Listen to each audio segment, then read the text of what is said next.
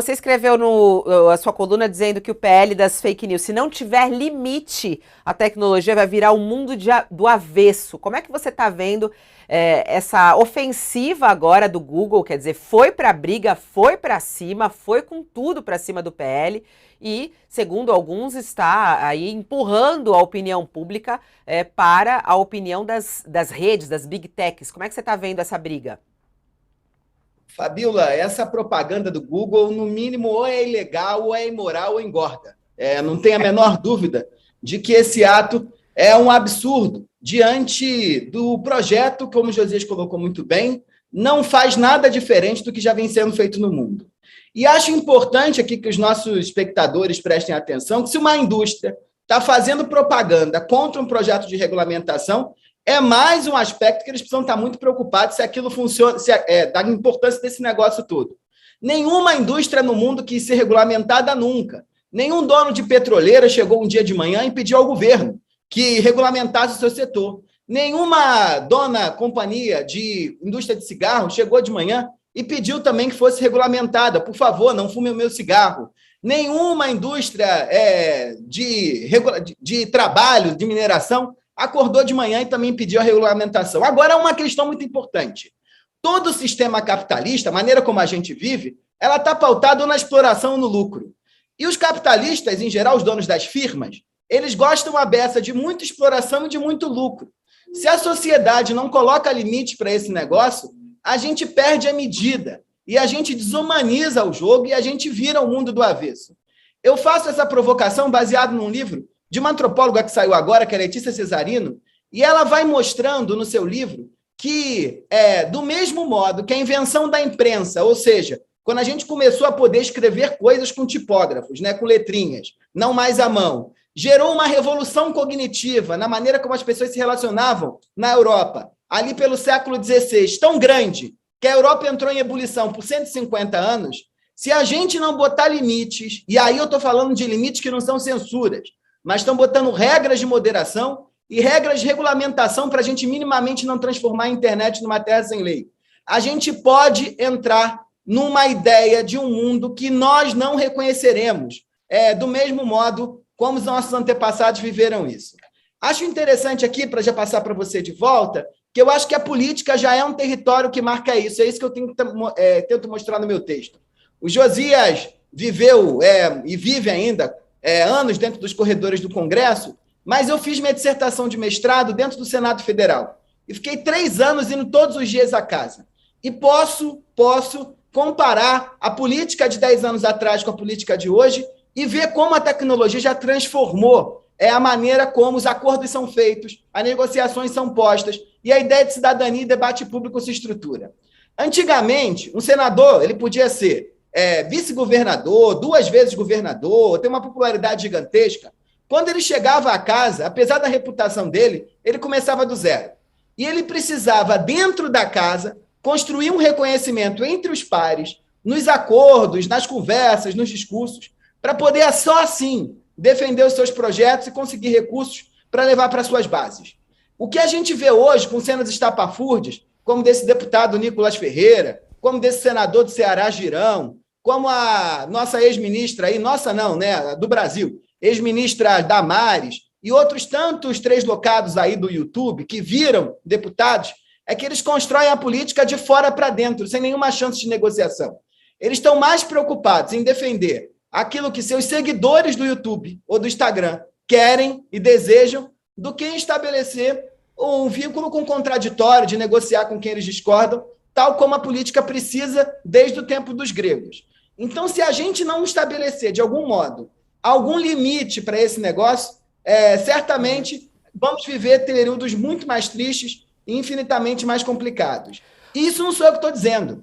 A AVAIS, que é uma organização da sociedade civil, realizou uma pesquisa na última semana e mostrou que 78% dos brasileiros desejam algum modo de regulamentação. E 79% deles acreditam às Big Techs e acreditam à internet os eventos estapafúrdios que nós estamos vivendo nos últimos anos, como os casos de violência nas escolas espalhadas pelo Brasil. Então, o Brasil quer, e o Google precisa aceitar que ele está no Brasil.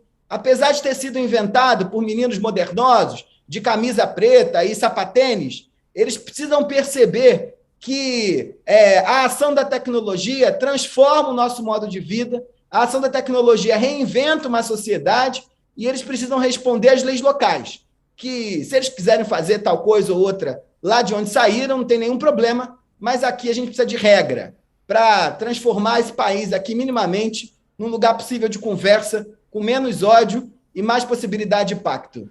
Michel, muito interessante e forte o que você está falando, e é justamente esse ponto das regras, porque agora a gente está com essa, como eles gostam de falar, a briga de narrativas, né? Por um lado falam, querem acabar com a liberdade de expressão, por outro falam, querem disseminar o ódio e a violência nas escolas, usando o sangue está sendo derramado pelas redes sociais. São esses dois discursos que estão acontecendo. O PL das fake news que está no Congresso, ele precisa de algum ajuste ou não? Você, que é um cara que defende a liberdade de expressão, que estuda isso há tanto tempo, você acha que isso pode ferir a liberdade de expressão em algum lugar?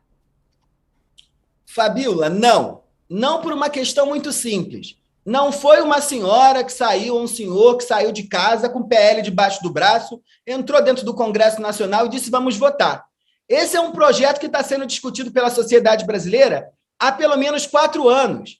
E ele é um rabicho, ou seja, uma emenda do Marco Civil da Internet, que o Brasil é reconhecido no mundo todo como um grande baluarte de um projeto que funciona e é bom há pelo menos 10 anos.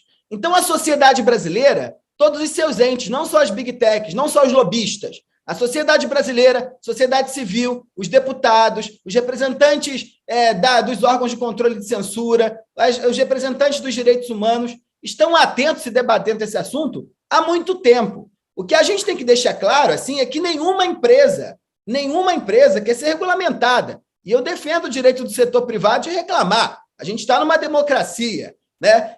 Agora, o ponto é o seguinte, nós precisamos debater limites para uma convivência dentro de um espaço onde eu tenha clareza, muita clareza, do que o Google está fazendo comigo, do que o YouTube está fazendo comigo, do mesmo modo que eu tenho quando compro uma latinha de refrigerante e eu sei que tem sódio pra caramba. Do mesmo modo quando eu compro batata frita e eu sei que tem gordura trans à beça. Do mesmo modo quando eu acendo um cigarro e eu sei que ele dá impotência, dá câncer de garganta, dá câncer sei lá onde.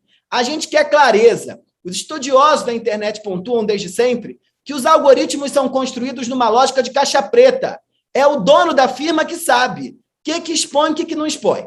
E dentro de um sistema capitalista, onde eu preciso, de algum modo, né, bater meta, ganhar lucro, levar filho para a Disney com bônus que recebo, certamente aquilo que bomba ou aquilo que engaja mais tem mais visibilidade dentro dessas plataformas do que aquilo que não dá essa visibilidade, o engajamento todo.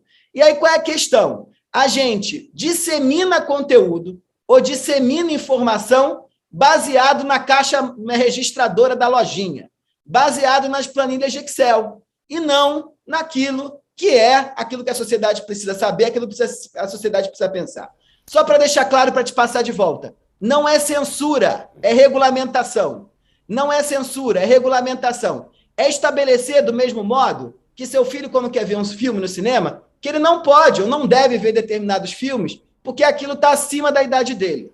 É estabelecer, por exemplo, que a televisão não pode falar determinadas coisas às 9 da manhã, quando seu filho está lá assistindo uma determinada programação.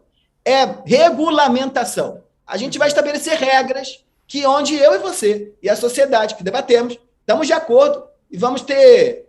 e todo mundo vai saber o que pode e o que não pode fazer. Não é isso alguém de sapatênis numa sala com ar-condicionado na Faria Lima que vai decidir sozinho o que eu vejo. Não é justo isso, não é democrático.